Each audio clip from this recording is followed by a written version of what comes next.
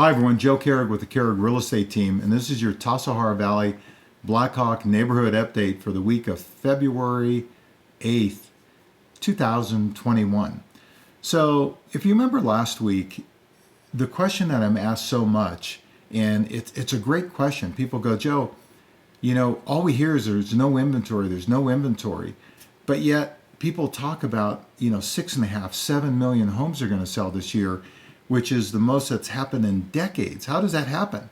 If there's no inventory? Well, great question, because what's happening, there is inventory, but the demand is so strong that as these homes come on the market, they're getting absorbed as quick as they come on the market, where we're getting 10 offers, 20 offers, 30 offers, 40 offers. And people go, when do you see that changing, Joe? Well, you know what? The demand is there, even with more inventory coming on the market. But, we're starting to see, and you'll see with the graphs this week, just a little bit of daylight. Because what happens, first off, if you remember last year, the pending sales went way up and the active properties went way down. So it was going like this and just a nuts market. So what has to happen when the market starts to turn a little bit is when we get more inventory. The first thing that happens is we get more inventory. So in other words, pending sales are up, but the inventory is keeping pace with it. And that's what you'll see this week. But there's still so much demand, it still is a seller's market. Well, what happens if some of that demand pulls away? The active properties are coming up, and now the demand subsides a little bit. Well, that's where the market evens out a little bit. What's going to subside the demand? Well, if the vaccine's successful and you have a situation where the economy's doing better and interest rates go up a little bit, people's affordability, there's not going to be as much demand. So the good part about it is we are seeing, more homes come on the market, which is kind of evening out the flow a little bit. So hopefully we don't get these 40 or 50 offers, and maybe we just get a more reasonable 3 to 5 offers, which on some of the more expensive homes, that's what we're getting, 3 to 5 offers, normally. So it's a very active market. But let's take a look this week. Let's look at the Tassajara Valley, and you'll see exactly what I mean. Look at pending sales are way up, but the active properties are actually up too. So as many properties went pending, the actives came on the market, plus even more came on, because even with all those pending sales, there's still more active properties than there was last week. So that definitely is a start of maybe a little bit of a turnaround when you see more properties come on the market. Now, don't get me wrong, when I say turnaround, I don't mean a turnaround from a seller's market to a buyer's market, because I don't think we're going to see that this year. I think definitely as more inventory comes on, if the demand goes down a little bit with maybe a little higher interest rates, we'll see a leveling out of the market. But I think it's going to be a seller's market, all year. So if you're a buyer waiting on the sidelines, take advantage of maybe this little bit more inventory coming on the market that you'll be able to choose from. Look at the Blackhawk market again. Pending sales up, but look at the active properties have doubled from 5 to 10, which is still an absurdly low number, for Blackhawk. But at the same point, you can see that not only were there more pending properties, but there's twice as many actives. So definitely in this case, the actives are outpacing the pending properties.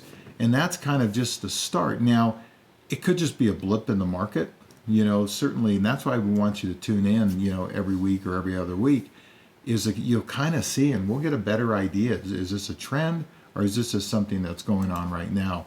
Look at Tassajara. Active properties, the average days on the market 19, and the average price is just around $2 million. Pending properties, well, that's what kind of happens is, people cherry pick the low ones. And so the average pending property is 1,770,000. But here's the thing is, you look at sold properties and you go, well, Joe, things sold for 101% and it's 2-1. That 1,770, a lot of those properties, matter of fact, my team just made an offer on a property. It was $1.7 million. And, we were thinking it'd go for $1,850,000 to $1,900,000. They got 3 offers over $2 million. So it is kind of a nuts market, out there. But you'll see a little bit of a leveling off. It's just going to take more inventory, because the reason why is because if there's 5 buyers, or let's say there's 10 buyers for 2 homes, well, that's 5 buyers a home. That's a huge bidding war. But let's just say that you basically have now 10 buyers and 5 listings.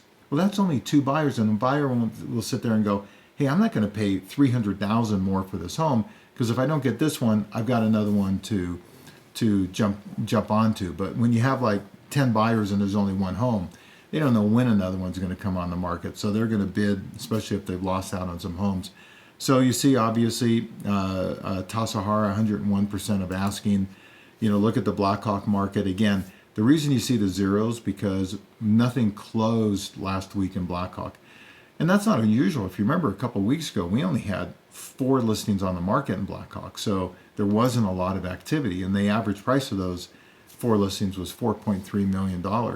And you see it still, the